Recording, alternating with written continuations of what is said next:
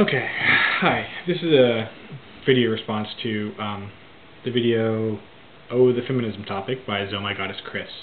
I'm going to be reading from a script here so that I don't get lost, don't get off topic, and actually say everything I want to say. So you find me sort of staring at my screen, which is this direction. That's why, and that's life. I'm not going to be addressing the pay gap. The whole issue is kind of fuzzy, mostly because of the number of variables involved. I don't think it's an impossible problem by any means, but it's technical enough that a 10-minute video just isn't going to do it justice. And at the end of the day, it's not really what bothered me in your video. So let's just jump right in here. Justifying destructive socializations. The argument that you make about women's socialization being justified because men also live with destructive socialization is what really kills me here. Let me quote the lines that summarize his thinking. This is from 2 minutes 23 seconds to 2 minutes 39 seconds in your video. Quote, "And now you could say, oh, but the society puts pressure on the women to take care of the family, they're expected to raise the children, and that's not fair. And to this I could say, oh, but the society puts pressure on the men to be the provider, to make good money, to be successful, and that's also not fair."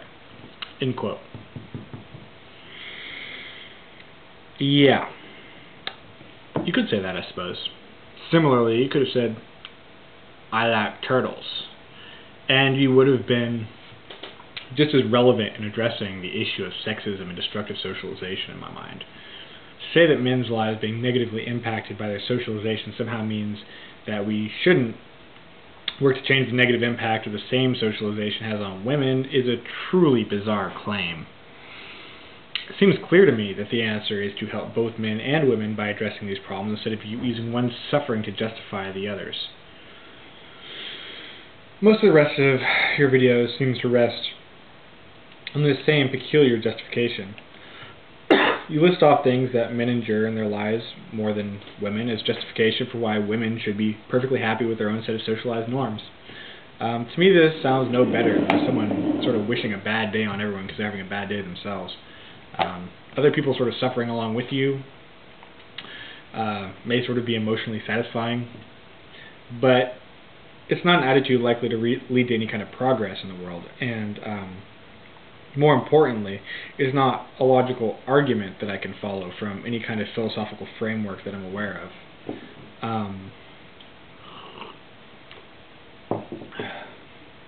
If you want to say that the whole thing is sort of like based on biological truths, rather than socialization, that's fine. I mean, I completely disagree with that, and I'd be glad to address that kind of argument, but that's not really what you're saying here. You're kind of justifying what is as socialized norms, and I have a really hard time understanding that. So, and secondly, and this is related, but I'm going to sort of treat it as a second issue here. You try to appeal to women to not give up the life that is offered to them by society because of some specific benefits. You ask women if they would be happy to not only pay their own food and clothes, but would also support their man financially. My guess is that for most of them, the answer is no. And I sympathize as a man. Maybe I'm just that strange, but I'm not comfortable with the idea of women thinking that a relationship should consist of her doing housework and me earning money. In fact, I find the idea sort of distinctly unattractive. And most telling, rather, at the end of this line of questioning, you ask your female audience if they would, quote, most importantly, still respect him as your man. I think in some ways this is one of the most important things you say. Consider now asking the same question of the male portion of your audience and what their answer is. I think it would be a less decisive answer. I don't think it would be as clear, and I don't think it would be a strong majority. But do you really think that men who essentially pay their mate allowance to go and spend time with their friends, who provide money for food and clothing for them, respect them in the same way? I'm curious. You ask women if they'd respect men for essentially living off them. Do you really think that men respect women the same way? under the same circumstances? Kind of an open question I'll leave. Anyway, we provide for children and pets because we perceive them as unable to care for themselves. Providing for a mate seems to indicate in my mind that they are in our care. And someone in your care is not an equal. They may be a great person, but I can't imagine how you could call them an equal.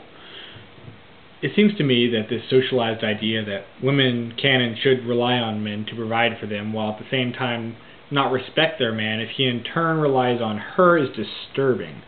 When you're arguing about feminism, thing sort of is off the mark here. And to do that, you use examples of very clear unequal treatment of men and women. I think you're shooting yourself in the foot. As best I can tell, your argument here is as follows. Women have it better than men. Who wants to trade the comfort we, as women, enjoy for the hardships that are associated with being truly self-determining? Well, I know not everyone's going to agree with me here, but comfort is not my goal in life. It reminds me of a cartoon I saw a long time ago, maybe a Dilbert cartoon, I don't know, it's been a long time. But basically he's offered two choices, to be incredibly rich and have his work burned after each day, or to do work that will change the world for the better and to die poor. The point is, they're both hell. Having it easy does not equate to having it good. Both men and women are oppressed by social norms that force them each into these roles that have been pre-specified for us. We are individuals, and as such, some men will want to be the provider, some will want to be in an equal relationship, some will want to, be provided for. And I'm sure that women fall along the same spectrum. Whether these are sort of bell curves with concentrations of the population at different points is up for debate, in my mind anyway, until someone provides me with some study showing convincing evidence to the contrary. But the point is, treating people as genders instead of individuals is sexist. To pressure people based on gender via socialization into one role or the other is sexist. Period. I could continue on this topic for a long time, but I'll stop myself here. I have one more comment I want to make about the comparison of hardships between men and women. You talk about how there's issues where maybe women will not pursue as high-earning jobs because they don't think that their life is going to be as the main earner in the household. They expect to marry a man who will earn more money. And similarly, maybe men are forced into, trying for more difficult jobs, working harder because they feel this pressure that they need to provide, they need to be successful. This is a symbiotic relationship where you see oppression on both sides by the same force. You treat it as though somehow one suffering justifies the other's suffering, when you could solve both problems. You could solve both problems by addressing these underlying issues.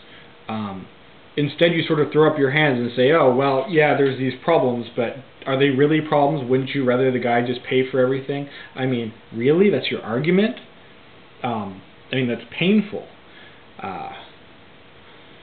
And I made this video in part because I've heard this same argument so many times. They talk about, well, men do all these hard things, and somehow that justifies women having these things that they suffer. It's mind-boggling to me. It doesn't seem like an argument.